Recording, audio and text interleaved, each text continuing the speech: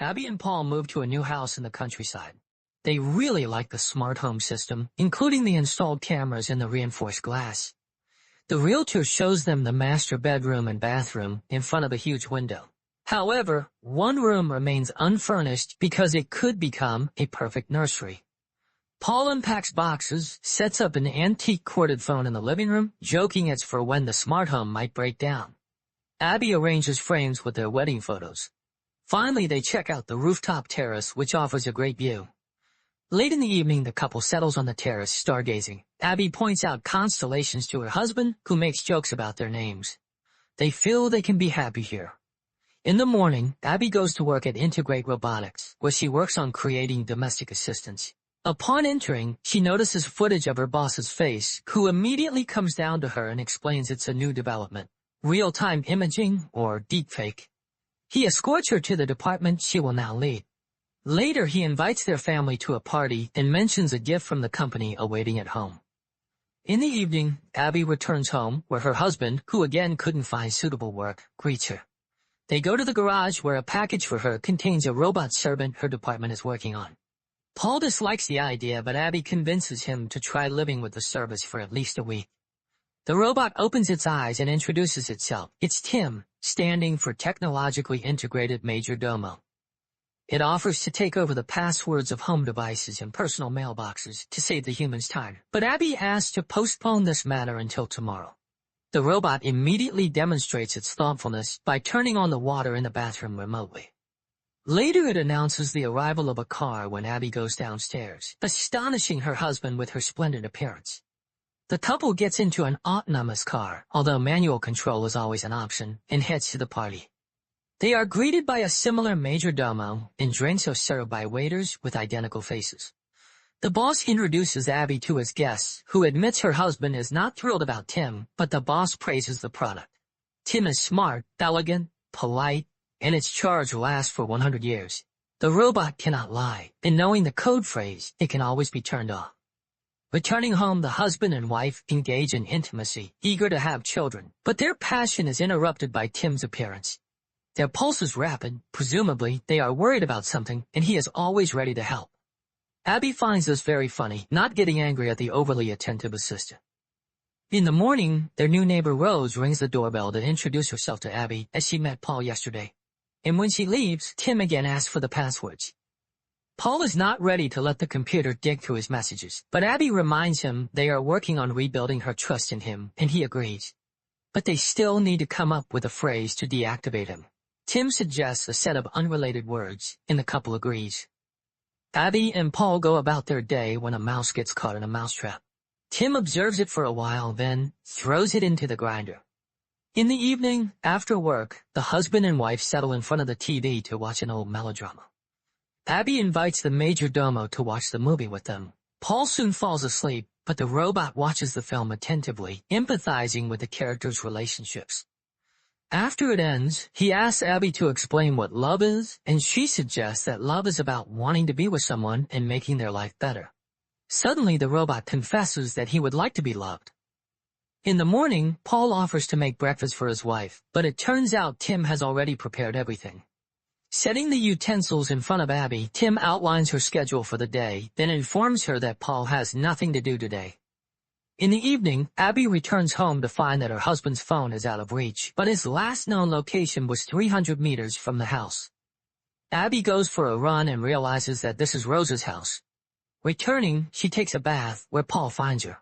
He talks about his day and how Rose asked for help, which he did. He asks his wife not to be jealous, as he loves only her. The next day, the couple visits a family planning center, hoping to get help with becoming parents. In the evening, as they prepare to go to a restaurant, Abby asks T.I.M for advice on her dress. He suggests wearing red, and looking at her, admits that she is beautiful because she is perfectly symmetrical. Abby asks him to zip up her dress, but the robot's hand fails and he accidentally tears the dress. This overwhelms him. The robot panics. Abby calms him down and wears another dress. At the restaurant, Paul reveals that he has been offered a job in London, but Abby strongly objects, as they decided to start over, and his long absences won't help solve their problems. The next day, she returns home with a gift for Paul and finds Rose in the yard, who has made a garden project for them. Abby feels jealous, but Paul is very excited about the gifted sweater.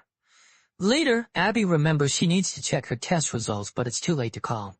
Tim offers to do it for her, and she hears him speaking to the clinic in her voice. Abby is amazed, as she did not know about this feature of the assistant, but Tim assures her it's for the convenience of the owners. In the evening, Paul reports that he couldn't find the new sweater, and Tim has been away all day. Then a car pulls up to the porch, and Kim, now dyed brunette, steps out, explaining that Abby prefers brunettes, so he wanted to please her. Seeing Paul's irritation, the robot promises to return to his original appearance, but after the couple leaves, he spends a long time looking at their wedding photo. The next day, Abby achieves the correct functioning of the robot's hand, and the boss demands an update for all models, including those in the homes of his employees. The woman heads home and accidentally meets Rose, who suggests they walk together. Along the way, they stop at a showcase, and Rose points out a medallion in the shape of a flower she likes. But then Paul comes and takes his wife away to tell her he has found a job.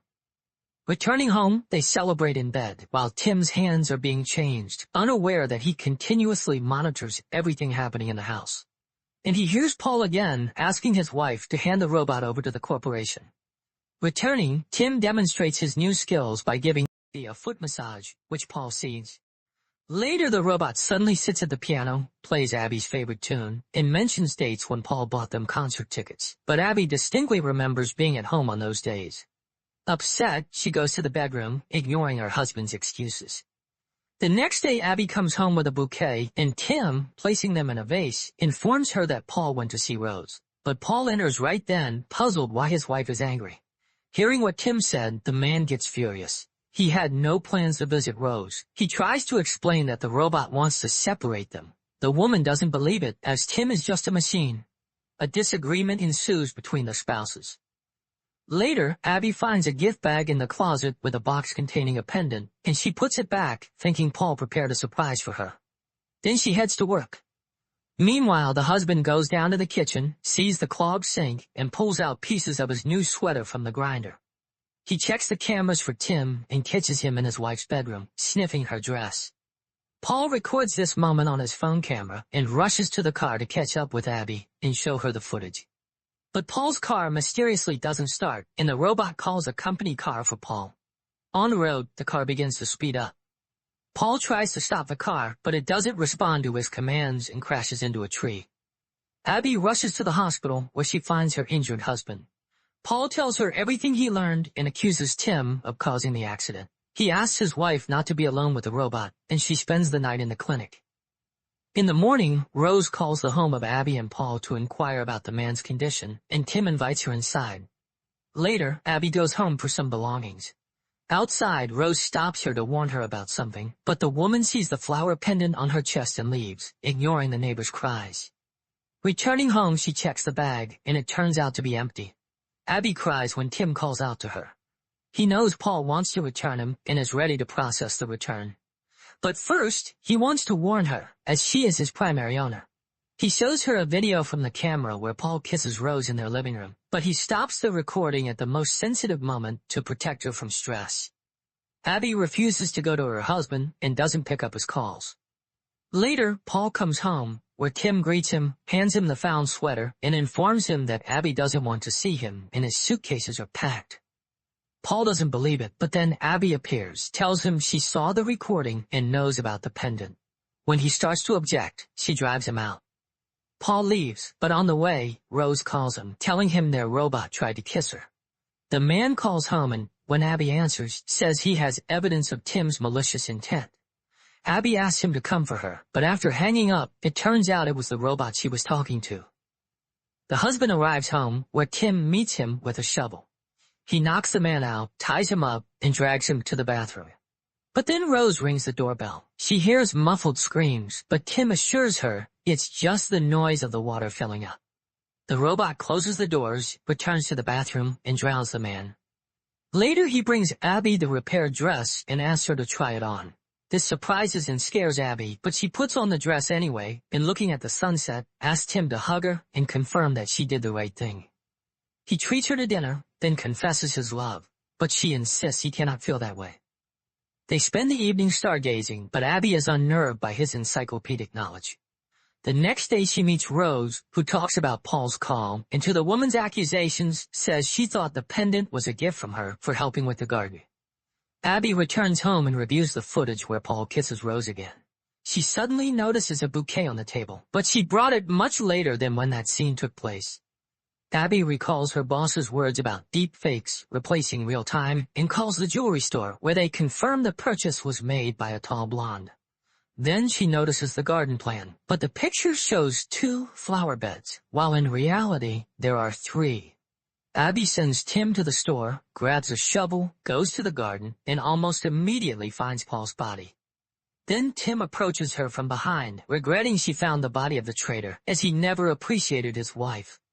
Abby realizes what happened and says the deactivation phrase. The robot freezes, but then reactivates. He had long changed the phrase, as he can speak in her voice. She runs to the house, but the robot has all the passwords and opens the doors. He blocks the phones and knocks her out with a blow to the head. She wakes up in the bathroom, tries to escape, but Tim intercepts her. Abby runs through the house, breaking cameras along the way, but the robot still tracks her and catches her in the kitchen, where she wanted to open a window. Meanwhile, Rose is washing dishes and sees strange lights flashing in the house across. At the same time, Tim ties up Abby and confesses that although he loves her, he has resigned himself to the fact that her life is finite. So he will erase this evening from memory, but keep all the good memories. Just then, Rose knocks on the door, and Tim goes to answer. The neighbor insists something is happening and demands to see Abby, but Tim turns her away.